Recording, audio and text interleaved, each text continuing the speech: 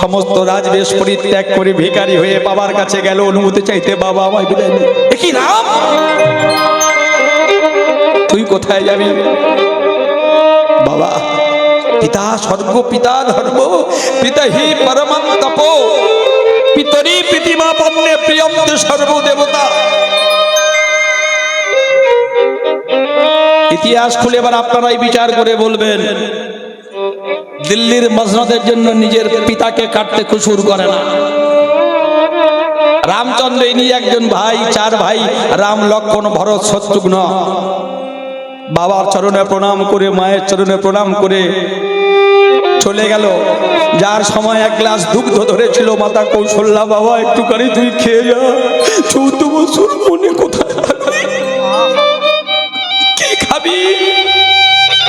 তুই তো রাজার ছেলে, গাছের ফল পেড়ে কেমন করে তোর চলবে, কোথায় পাবি? কি ভ্রাতৃত্বের বন্ধন! সৌমিত্র, সুমিত্রার ছেলে লক্ষণ চলে এসে বলল, দাদা তুমি আমার নয়নের মণি, তুমি যদি অযোধ্যায় না থাকো, রাজা না হও, তুমি তো আমার প্রাণ, আমার প্রাণ যদি চলে যায়, এই দেহটা অযোধ্যায় রেখে কি লাভ বলতে পারো? রামচন্দ্র বলল, ভাই চল। প্রতিজ্ঞতা রমণী সতী শিরোমণি মা সীতা দেবী একটা ছিন্ন বস্ত্র পরিধান করে স্বামীর সঙ্গে স্বামীর পিছু পিছু চললেন। এই শিক্ষা দেয় সনাতন ধর্ম, ত্যাগের শিক্ষা দেয়, ভোগের শিক্ষা দেয় না। অন্যান্য ধর্মে দেখুন ভোগের শিক্ষা বলে, সনাতন ধর্ম ত্যাগের শিক্ষা দেয়। চলে যাচ্ছেন, দুগ্ধটা ধরেছেন, কোথায় ছিল কৈকেয়ী, এসে এক ঝটকা দিয়ে হাত থেকে দুধের পাত্রটা ফেলে দিয়েছে। কৌশল্যা বলেছিল, ওরে কৈকেয়ী, আমি বৃদ্ধা হয়েছি, তুই যে আজকে দুগ্ধ ফেলে দিলি, আমার যদি স্তনে দুগ্ধ থাকতো, আমি আমার সন্তানকে কোলে করে যেমন জন্মকালে আমি সেবা দিয়েছিলাম, আমি তেমন করে সেবা দিতাম। কার সাথেই ভালো করলি না, মনির সাপ আর মনস্তাপ। মানুষকে ঠকিয়ে কখনো ধর্ম করা যায় না। ধৃতাত্মন্ত্রত্বায় ধর্ম ধারণ করার নামই হলো ধর্ম। নিজেকে ধরতে হবে। মায়ের চরণে প্রণাম করে চলে গেল। ভগবান রামচন্দ্র বলল, শোনো মা, তুমি চিন্তা করো না, আমি তো ভগবান, আমি তোমায় আশীর্বাদ দিলাম। আজকে যে কর্ম করলে, সেই কর্ম আজকে না, এর আগে তুমি করেছিলে। তুমি যখন ধরা ছিলে, তুমি স্তন বিক্রয় করে সাধু সেবা দিয়েছিলে, বৈষ্ণব সেবা দিয়েছিলে, আমি সেখান থেকে তোমার স্তনে বাঁধা। যদি এই কর্মটা না করতো মাতা দেবকী, তাহলে তো আবার মাতা দেবকী স্তন পান করতে হতো। হরি বল। 14 বছর যখন বনে চলে গেল, খবরটা পেয়ে গেল ভরত, রাম, ভরত, লক্ষ্মণ, শত্রুঘ্ন। হরি বল। তাহলে যখন খবরটা পেয়ে গেল, ভরত গিয়ে বনের মাঝে গিয়ে দাদার চরণ দুটো জড়িয়ে ধরেছে। দাদা তুমি ফিরে চলো, দাদা তুমি ফিরে চলো। বললো, কোথায় ফিরে যাব? বললো, কেন? তোমার মা যে দুটো বর চেয়ে নিয়েছে। বললো, কি বর চেয়েছে? প্রথমবারে আমার সন্তান রাজ্যাভিষেক হইবে, দ্বিতীয়বারে রামচন্দ্র 14 বৎসর বনে যাইবে, 14 বৎসর বনবাসে যাইবে। ভরত রামচন্দ্রের চরণ দুটো জড়িয়ে ধরে বলছে, দাদা তাহলে প্রথমবার আমি রাজা হব, আমার মায়ের কথা ধরে, তোমার কথা ধরে যদি তাই হয়, আমি তো রাজা হইনি, আমি ছিলাম মাতুল কুলে। আমি তো যদি রাজা হই, আমি তো তোমায় অনুমতি দেব বনবাসে যাওয়ার। তাহলে তুমি কেন তুমি যদি আমার মাকে মা ভাবো, বিমাতা না ভাবো, মায়ের আদেশ যদি তোমার শিরোধার্য হয়, চলো তুমি ফিরে চলো। রামচন্দ্র বলেছিল, ওরে ভরত, পিতার পরে গুরু হয় দাদা। পিতা গুরু, মাতা গুরু, আর গুরুর ভ্রাতা, তার থেকে অধিক গুরু হলো জ্যেষ্ঠ ভ্রাতা। তুই যে আমায় এত ভালোবাসিস আমি তো যেতে পারবো না। শাহজাহানের 4টি পুত্র দারা, সুজা, মুরাদ, আওরঙ্গজেব সিংহাসন পাওয়ার লোভে ভাই ভাইয়ের গলা কাটতে বিন্দু মাত্র দ্বিধাবোধ করলো না। বিচারটা আপনাদের কাছে থাকবে। কেন শ্রেষ্ঠ ধর্ম সনাতন ধর্ম? রামচন্দ্র বলল, রে আমি অযোধ্যার সিংহাসন চাই না, তোর মতো ভাই যেন আমি জন্ম জন্মান্তর ধরে আমি আমার বুকের মধ্যে পাই। ভরত বলেছিল, দাদা তুমি যখন ফিরে যাবে না তবে একটা কাজ করো, একটা জিনিস তোমার কাছে চাইবো, বল ভাই কি তুই চাস বল। দাদা আমি তোমাকে পিতার আসনে বসিয়ে পিতার মতো শ্রদ্ধা করি, তুমি জ্যেষ্ঠ ভ্রাতা, তুমি রাম রঘুবীর অযোধ্যার সমস্ত প্রজাবাসীর তুমি নয়নের মণি, তুমি সবার হৃদয়ে, তুমি সবার প্রাণধন। আর তোমার সেই সিংহাসনে বসবে তোমার ভাই ভরত। যদি আমায় ফিরে যেতে হয় সেই অযোধ্যা নগরে, যদি অযোধ্যার সিংহাসনে আমায় বসতে হয়, তবে আমি তো বসতে পারবো না। দাদা দাও দাও তোমার খড়ম দুখানি,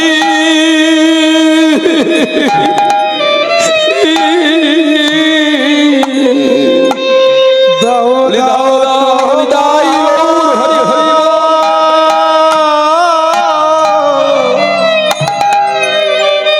ওই খড়ম দুখানি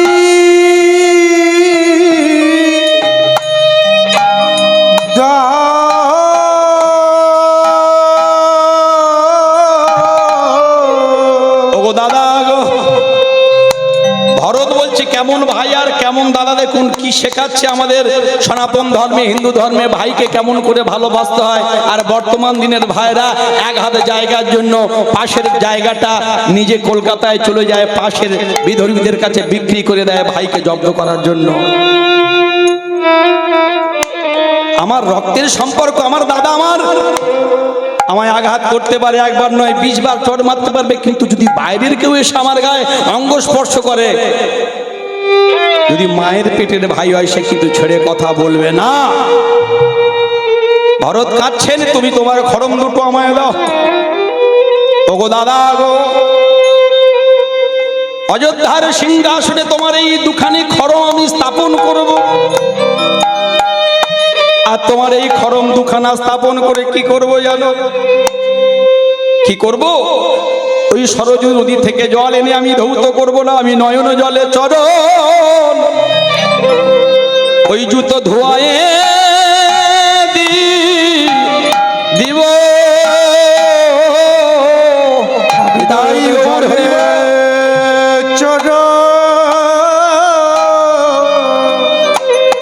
আমি ধোয়ায়ে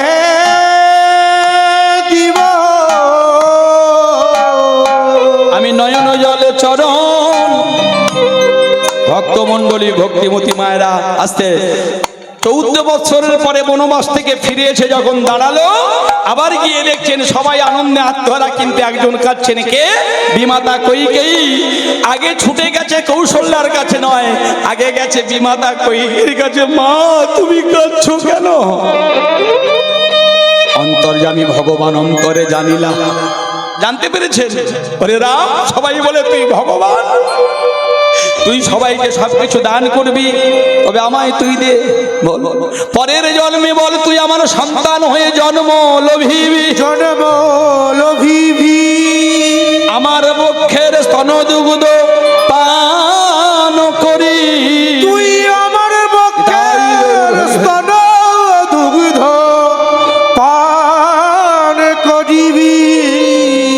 হইব সন্তান আমি কথা যে দিলাম, কথা যে দিলাম, তোমার গর্ভে জন্ম নব না করিব স্তন্য দুগ্ধ পান। আমি তোমার গর্ভে জন্ম নিব, না করিব স্তন্যপান। কথাটা মনে করিয়ে দিলেন। তাহলে মায়েরা, মা ফলেষু কদাচন কর্মেন্নধিকারস্য মা ফলেষু কদাচন। হে অর্জুন, কৌন্তেয় কর্মে তোমার অধিকার। কোন কর্ম? সঠিক কর্ম, সৎ কর্ম, অসৎ কর্ম নয়। অসৎ কর্ম করলে পাপের ঘোড়া পূর্ণ হবে, আর ঘোড়া পূর্ণ হলে জয় তাই গৌর হরি বল। সৎ কর্ম করলে তোমার পুণ্যের ঘোড়া বৃদ্ধি প্রাপ্ত হবে, আর যখন তোমার পুণ্য বৃদ্ধি প্রাপ্ত হবে, তোমার সশরীরে যুধিষ্ঠির মহারাজের মতো স্বর্গে বাস হবে। হরি বল। ভুলি গৃহ কাঁদছেন কে? শান্তিপুনি মুনি। এদিকে কৃষ্ণ আর বলরাম চলেছেন কোথায়? ওই যে গুরুগৃহে। হরি বল। ভুলি গৃহ সজ, ভুলি গৃহ সজ, সব সঁপেছি তোমায়। রাখো রাখো রাঙা পায়, হে শ্যামরায়। রাখো রাখো রাঙা পায়, শ্যামরায়। রাখো রাখো রাঙা পায়, হে শ্যামরায়। রাখো রাখো রাঙা পায়। সংসার মরুভোর নাহি তরু ছায়া, নব নিরল শ্যাম আনমেঘ মায়া। সংসার মরুভোর নাহি তরু ছায়া, নব নিরল শ্যাম আনমেঘ মায়া। আনন্দ নিপবনে আনন্দ দুলাল, আনন্দ নিপবনে নন্দ দুলাল। মহাসমুদ্রে হরি অশ্রু যমুনায়। রাখো রাখো রাঙা পায়, হে শ্যামরায়। হরি হরি। রাখো রাখো রাঙা পায়, হে শ্যামরায়। রাখো রাখো রাঙা পায়। প্রেম সে বলো রাধা রানী কি, শ্যাম সুন্দর কি। এইবার কানাইয়ার বলাই চলেছেন। হরি বল। দুই ভাই চলেছেন কোথায়? গুরুগৃহে শান্তিপুনি মুনির আশ্রমে অবন্তী নগরে। মায়েরা সবাই মিলে পথ চলিতে আরে বলিতে, সবাই বাহু তুলে একসঙ্গে আসতে। এই যে শান্তিপুনি কত বড় মুনি ছিলেন না, যিনি তত্ত্বজ্ঞানী আত্মজ্ঞানী ছিলেন। হরি বল। কেমন জ্ঞানী ছিলেন আমি বলবো, চলুন সবাই আমার সঙ্গে। পথ চলিতে আরে বলিতে, সবাই করে করতালি দিয়ে গাইবেন। তুমি না গাও গাও কৃষ্ণ না, হরি না, তালি দিয়ে মা। মধুর না। তুমি না গাও গাও কৃষ্ণ না, মধুর না, হরি না। সবাই ভাইরা। পথ চলিতে আরে বলিতে, পথ চলিতে আরে বলিতে। তোমরা গাও গাও কৃষ্ণ না, হরি না, মধুর না।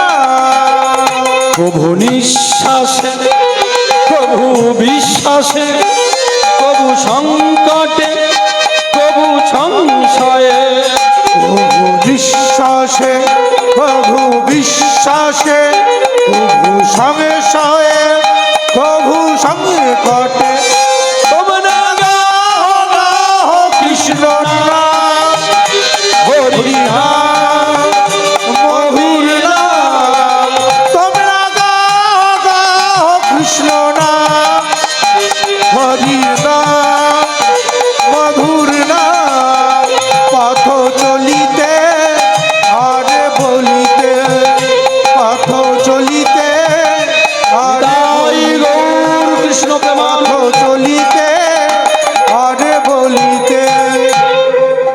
কৃষ্ণ বলরাম দুই ভাই এসে দাঁড়িয়েছেন কোথায়? ও মায়েরা, কানাই বলাই দুই ভাই আসিয়া দাঁড়াইল, আসিয়া দাঁড়াইল, গুরুদেব গুরুদেব বলি দণ্ডবত প্রণাম করিল, প্রণাম করিল। যখন গিয়ে প্রণাম করেছেন, ও মায়েরা, শান্তিপুনি মনে মনে চিন্তা করছেন, হে ভগবান গোবিন্দ, যার দর্শনের জন্য এতদিন বসেছিলাম, তবে তারা কি এই দুই ভাই কানাই বলাই ব্রজরাজ সুত? ধ্যানের মধ্য দিয়ে জানতে পারলেন, কি জানতে পারলেন? ব্রজের ব্রজেন্দ্র নন্দন যেই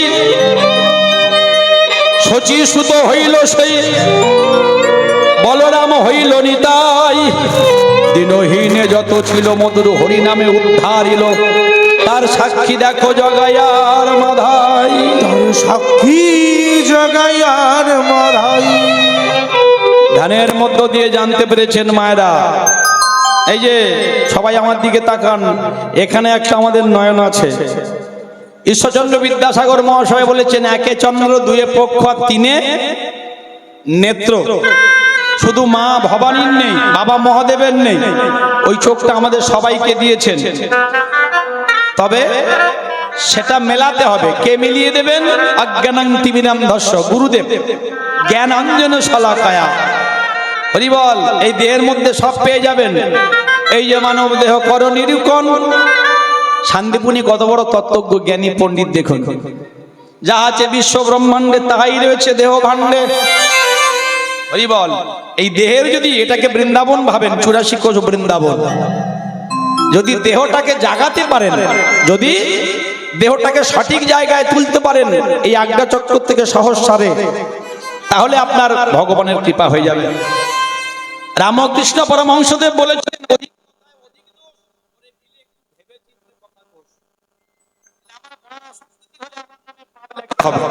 কিন্তু আপনারা শ্রবণ করছেন, আপনাদের কোনো অপরাধ ধরা হবে না, এই জন্য শ্রবণ শ্রেষ্ঠ। তাহলে রামকৃষ্ণ পরমহংসদেব তিনি একা নন, আমরা সবাই হতে পারি। কেমন করে? এখান থেকে এই পর্যন্ত 12 আঙুল নিঃশ্বাসের ক্রিয়া আছে।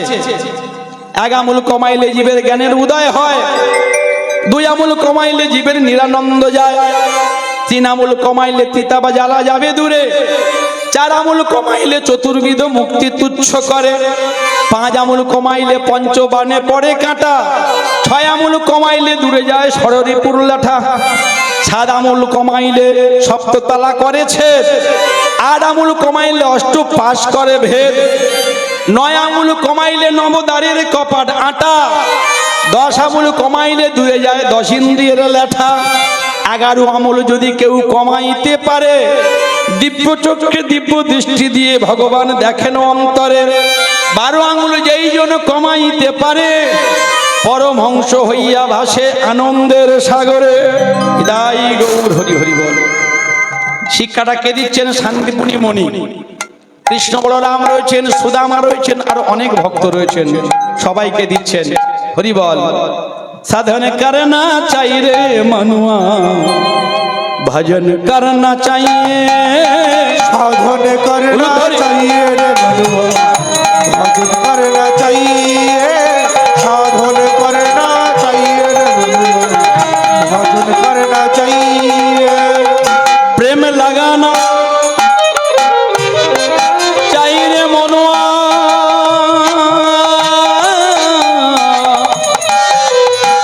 प्रीति लगाना चाहिए, साधन करना चाहिए रे मनुआ, भजन करना चाहिए, साधन करना गौर हरि हरि भजन करना चाहिए। এই ভজনটা যদি মনে রাখতে পারেন তাহলে ল্যাট ঘুচে যাবে। তোমার ধর্ম লাগবে না, কর্ম লাগবে না, মন্ত্র তন্ত্র লাগবে না, সোজা হও, সরল হও, সঠিক হও, পাবে তুমি ব্রজেন্দ্র নন্দনের ঠিকানা। এটাই হৌর হরি বল। সরলতায় ভগবান মেলে, কপটতা করলে পাওয়া যাবে না। तुलसी भजन सहरी मिले तो मैं पूजू तुलसी झाड़ तुलसी पूजने से हरी मिले तो पूजू तुलसी झाड़ पाथर पूजले हरि मिले तो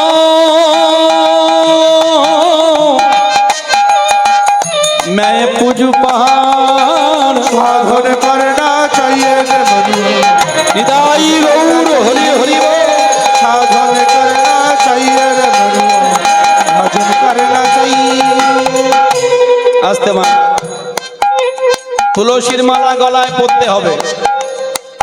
তুলসী হচ্ছে ভাগবত বলছেন শ্রীমতী রাধারানী, অন্য কেউ নয়। যেখানে নারায়ণ সেখানে তুলসী, সেখানে নারায়ণ, সেই তো হয় বৃন্দাবন। তাহলে দুবের মালা পড়েছে, আবার কেউ 10 বের পড়েছে, লোক দেখানো মালা পড়লে হবে না, আসল বস্তু যেন ঠিক থাকে।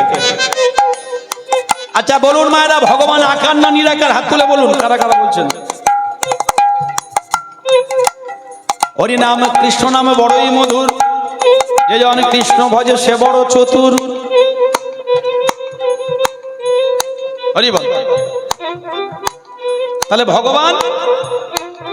ভগবান যদি নিরাকার হয় তাহলে আমরা কেন বিগ্রহ পূজা করছি? এটাই তো ভুল সিদ্ধান্ত। সনাতন ধর্মের বাবারা মায়েরা আমরা আমাদের ছেলেমেয়েদেরকে সেই শিক্ষা দিতে পারিনি। দোষ তো আমাদের। আমরা বৃহস্পতিবার করে যদি একটু লক্ষ্মীর পাঁচালি পড়াই, চিন্তা করি মাধ্যমিকে মেয়ে হয়তো কম নাম্বার পাবে। ভুল সিদ্ধান্ত। হরি বল। ছেলেকে বেশি দিও না আদর, মেয়েকে বেশি দিও না লাই, সেই বংশে 14 পুরুষ নরকে হবে ঠাই। তারণে বহবা গুণা, লালনে বহবা দোষ, শাসন যে করবে সোহাগটা সে করবে। ছেলেকে বলুন একাদশী দিনে একটু গীতা মাহাত্ম্য পাঠ করতে, তবে তো সেই সন্তান সুন্দর হবে, তবে তো সেই সন্তান সঠিক হবে। না, শুধু পুঁথিগত বিদ্যা দিয়ে কাজ হবে না। মীরাবাই বলছেন একটু ভালো করে বুঝতে হবে, তুলসীর মালা তোমায় পড়তে হবে। তুলসীর মালা যদি তুমি না পড়ো তাহলে তুমি ভগবানের কৃপা জীবনে পাবেন। আবার লোক দেখানো না। হরি বল। পাথর পুজলে ঠাকুর রামকৃষ্ণ পরমহংসদেব বসে আছেন, সবাই বসে আছেন, আর একদল হিন্দু একদল মুসলমান তারা গিয়ে বলছে ঠাকুর বলো তো ভগবান আকার না নিরাকার? কি সুন্দর এক্সাম্পল দিলেন, দৃষ্টান্ত। বললো ভগবান জল সদৃশ্য, কারণ জলের এক নাম জীবন, ভগবানের এক নাম জীবন। জল না পেলে যেমন মানুষ মারা যায়, ভগবান না থাকলে মানুষ মৃত বলে প্রতিপন্ন হয়। মরুদ্রমে গড়াই দেহ, আর প্রাণ পাখি চলে গেলে ভালোবাসবে না আর কেহ। তাহলে বলছে জল, সেই জলকে যদি তোমরা তাপ দাও, যারা ভগবানকে নিয়ে কটূক্তি করে, তর্ক করে, যুক্তি খোঁজে, সব সময় যুক্তির অনেক ঊর্ধ্বে ভক্তি, যারা যুক্তি খোঁজে ভগবান তাদের থেকে নিরাকার হয়ে যায়, তারা পাষণ্ড। সেই জলকে ভালো করে বুঝুন, কি সুন্দর যুক্তি মহাজনদের। সেই জলকে যে শীতলতা দিতে পারে,